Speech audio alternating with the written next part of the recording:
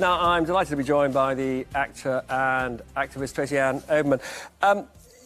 Tracy-Ann, you've done a lot of work on anti-Semitism. I mean, if you're like me, when I was growing up, actually, I associated anti-Semitism largely with, posh white people, actually, if I'm clear about it. And one of the reasons I was so shocked when we saw anti-Semitism in the Labour Party was this felt like a new phenomenon. I mean, in respect of where the problem lies in this country, it's about extremism. It's not so much about right or left, is it? Exactly. I think, as history has shown, Jewish communities globally have been caught in a pincer grip of any kind of extremist hard right or hard left. And I think the sad thing over the Labour years, in the last few years, was to show that when you take an extremism of any sort, the kind of same tropes were coming out as they would on the right. Rothschild, controllers, Zionist conspiracies, all tied in with a lot of misogyny as well, I have to say. And as you say, historically, we've seen that from both sides of the spectrum. Now, you're in this wonderful BBC series, Ridley Road. I mean, tell us a bit about the underlying story there. Yeah, so the Ridley Road is based on a group of Jewish working-class activists who became known as the 62 Group, many of whom I kind of grew up with and knew about. And there was a rise of fascism. One of the throwovers from Moseley was a man called Colin Jordan, who was married to Françoise Dior of the Dior family, absolute fascists and Jew haters. And they marched on the streets of London, whipping up an enormous amount of Jew hate so soon after the Holocaust, and actually, would burn down synagogues. A young Jewish yeshiva boy was murdered by their group, and there was a real rise on it. And the 62 Group looked to organisations like the police to protect them, and they didn't. And so, therefore, formed a vigilante group. And Ridley Road is a sexy political drama and thriller. And you sort of feel connected to it because your family actually were involved in Cable Street. Very much so. I mean, I was brought up from a family of, working-class Jewish immigrants, activists, mainly the women, because they were all left here when their husbands went off to the war. And, I had a great aunt called Machine Gun Molly, and the other one was called Sarah Portugal, and my great-grandmother. These were tough, strong matriarchs. And I grew up with stories about how at the Battle of Cable Street, when Moseley and his hordes marched onto the East End to beat up as many Jews as they could find, completely endorsed by the police, I have to say.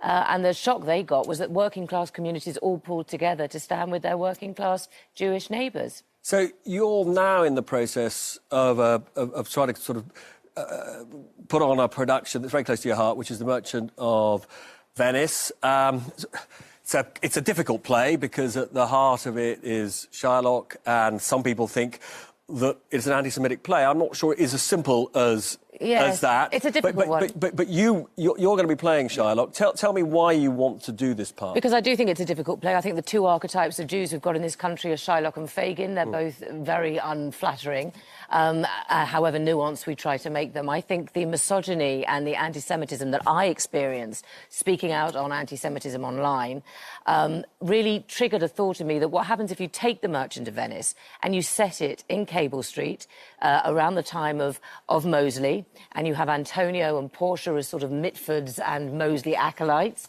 from the upper classes, and you took my Bubba, my great-grandma Annie, running her sort of, this stall in the East End, but also doing money lending. And we did a workshop at the Watford Palace Theatre with Bridget Lama, the director there, and it worked beautifully. This strong, tough matriarch who's losing her daughter Jessica. And what do we learn about Shylock as a woman, as it were? Well, I think the production that will be going on next year, at the end of next year, shows us just how relevant it is, how these women are at the forefront of these battles, and they get erased out of history because they're maybe not there, beating up. And in most, I'm an Ashkenazi Jew, in the tradition, it is the women who often ran the households, even in a completely commercial sense. Absolutely, and, when you look at Arnold Wesker's Chicken Soup with Barley, it was those strong, tough women in all battles, I think, all activists, really start at home, and I think that women are at the forefront of that, and they're often written out, which is why Ridley Road is so brilliant, because it's got these two female Jewish characters. I play Nancy, and Vivian, Agnes O'Casey plays her. These young Jewish women and this slightly older matriarchal woman fighting these Nazis. And similarly, The Merchant of Venice will show a female Shylock who is nasty and driven and tough and hard, because being an immigrant, a Jewish female immigrant in the 20s and 30s was no fun. But we see why she is like she is, and the anti-Semitism coming from that upper-class Mosley type of character is poignant. Well, I can't wait to see the production. I do think Auntie Val was one of the great comic creations. So Also a matriarch. I'll have to try and get her out of my head when I